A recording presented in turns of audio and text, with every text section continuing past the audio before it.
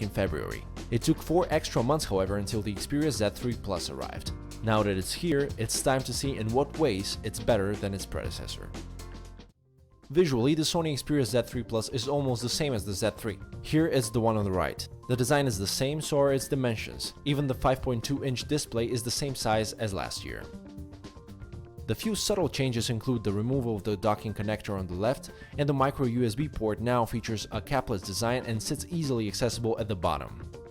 Another obvious change, the front-facing stereo speakers are now hidden away in the frame border. Unfortunately, they haven't gotten any louder. In our testing, their combined output only scored an average loudness rating, about the same as the Z3. At 6.9mm, the new Xperia Z3 Plus is also thinner, though we doubt that even seasoned Xperia Z3 users will notice the difference. One difference that you can readily feel, however, is that it's now lighter than its predecessor. The Xperia Z3 Plus offers a great screen with rich colors and excellent brightness and contrast. The display is still of 1080p resolution, but Sony claims the panel has gotten brighter.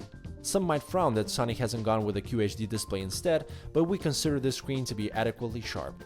What we didn't appreciate, however, is the flimsy holder for the nano SIM and the micro SD card. It's a real pain to take them out of the phone, but hey, we're glad there is expandable storage. This is becoming a rarity these days. Much like its predecessors, the Xperia Z3 Plus offers a high resistance to the elements. The IP67 certification means the phone will happily withstand both water submersion and dust of any kind. We found that when wet, the Xperia Z3 Plus screen is more responsive than the Xperia Z3's. For the first time, we see a touchscreen phone which registers touches normally and remains completely usable even when there's water all over it. The Sony Xperia Z3 Plus ships with Android Lollipop, featuring the same UI we saw on the Xperia M4 Aqua. The interface is flat and colorful, and the on-screen navigation buttons have taken after the stock Google ones. The notification area mirrors the stock one found on the Nexus 6, but Sony allows you to customize the toggles, which is very handy. The task switcher is also the Lollipop card style one, but with the inclusion of Sony's small apps that run on top of the UI and can be dragged around as needed. All of Sony's multimedia apps utilize the company's contextual side menu drawers. It's a clever way of keeping the organizing options out of sight, and we really appreciate them. Sony's LifeLog app is something we also enjoyed using. Not only does it show your daily step count and expended calories, but it also goes further by recording your interaction with the smartphone itself. For instance, you can see how many minutes you've spent playing games, listening to music, or browsing the web. Arguably the most significant upgrade the Xperia Z3 Plus brings is the new Snapdragon 810 chipset. It sure keeps things running without a hitch, but it does heat up under considerable load. Our benchmarks showed comparable results to the ones by the other smartphones using the same chipset. If it wasn't for the more powerful Exynos chipset found in the Samsung Galaxy S6, the Xperia Z3 Plus would easily be one of the best phones we've tested. The battery capacity on the Z3 Plus has suffered slightly compared to the Xperia Z3 due to the slimming down process, but Sony still claims 2 days of battery life, though we hadn't had the chance to test that ourselves. There's also Quick Charge 2.0, which allows you to top up 60% of your battery capacity in just 30 minutes on a charger. One thing that hasn't changed compared to the Z3 is the main 20-megapixel camera. We like it that the camera lens still doesn't protrude despite the phone's profile being slightly slimmer now.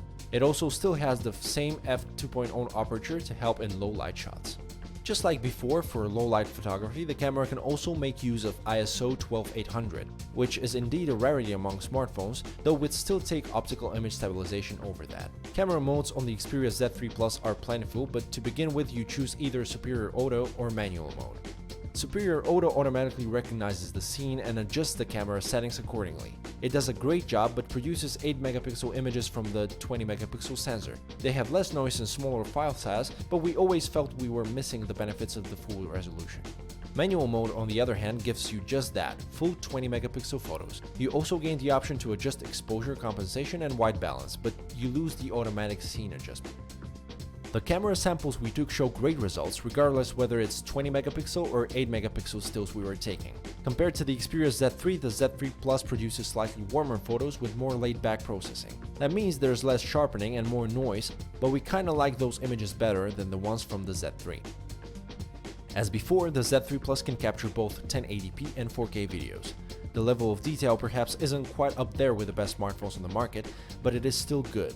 4K videos, for instance, show the expected high-level detail and have smooth frame rates. Now that Sony is almost ready to release the Xperia Z3 Plus, the crop of flagship phones in the first half of 2015 is all set. The Xperia Z3 Plus may not be a huge improvement over the Xperia Z3, and it may not offer a QHD screen, but the fast Snapdragon 810 chipset and the design improvements such as the capless USB port may be enough to hold fans over until the Xperia Z4 eventually arrives later this year.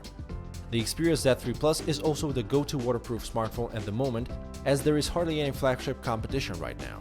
Adding to the water protection, the stereo speakers, the ample 1080p screen, the very good 20-megapixel camera, and the expandable storage all add up to shape what we would consider to be an excellent